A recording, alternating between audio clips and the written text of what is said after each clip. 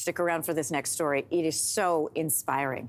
There's a warning, though. It might be difficult to hear some of the details. We're going to be talking about intimate partner violence and domestic abuse, and we're doing it by sharing Rumana Monzur's experience. Rumana made international headlines back in 2011 after leaving her graduate studies in BC and returning to Bangladesh. After asking for a divorce, her husband attacked her in front of their young daughter, gouging her eyes and biting off part of her nose. She was left blinded, but not silenced. She's now telling her story out of darkness with the help of author Denise Chung. Both Rumana and Denise are with us in studio. Such an honor to have you both here. Thanks for joining us. Thank you for having us. Rumana, I want to start with yourself. Talk to me about the timing of the book. Why was it important for you to share this story? I mean, it was in news stories, but why was it important for you to put it in book form now? Especially for my daughter. She was so young at the time it happened.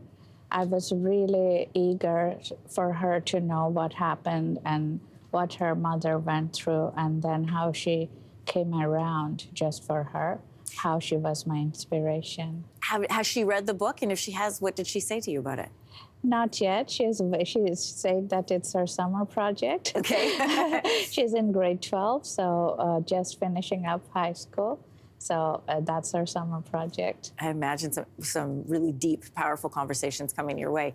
Denise, in order to tell this story, you had to ask Rumana to relive some of the most traumatic, painful moments of her life. What was that balance for you, getting the details that you needed to tell the story, but not doing it in such a way that it exploits or re-victimizes Rumana? Yes, well, I was very aware that, victims of domestic abuse have suffered trauma.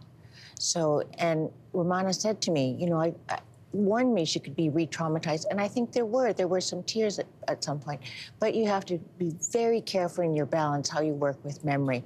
And you're going to get the details sometimes, and you may not go back there again till later, and you just slowly keep this balance between prying into memory, drawing back, and then trying to bring order to trauma. Yeah.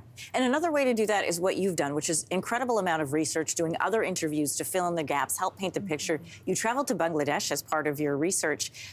Tell me about what you learned there. Well, the interesting thing was that Rumana and Anushe left so abruptly for Canada, and the relatives thought that she was going to return. She did not. That all their memories were almost frozen in time. And they were anxious to talk about the effect that the attack had on them. And, and they had so many questions themselves and concern for Rumana and Anushe's welfare. So I rounded that all out in kind of a cat and mouse technique to tell the story of the attack and the response to it and the reaction afterwards. Speaking of afterwards, Rumana, you are now a lawyer, you're a motivational speaker, you're an advocate, and that makes you an inspiration to a lot of people, men and women alike. What do you want people to know, to understand about intimate partner violence, that a part of that issue that maybe doesn't get told very often that you think is important? I think what's important to realize is that often women, they can't get out of an abusive relationship or marriage is because they're thinking about stigma, and then they're thinking about their children. They're thinking about that, okay, if we sacrifice our lives, then maybe it will be better for our children. And it's never that.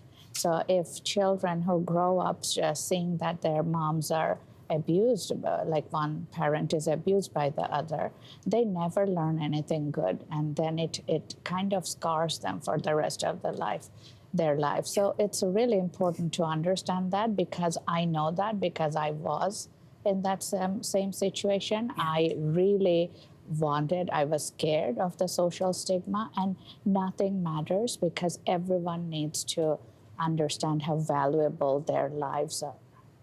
I love the title of the book, Out of Darkness, and like your daughter, it is definitely a summer project and a good read, especially because the story is so inspiring. Rumana, thank you for being here. Denise, great to have you here as well.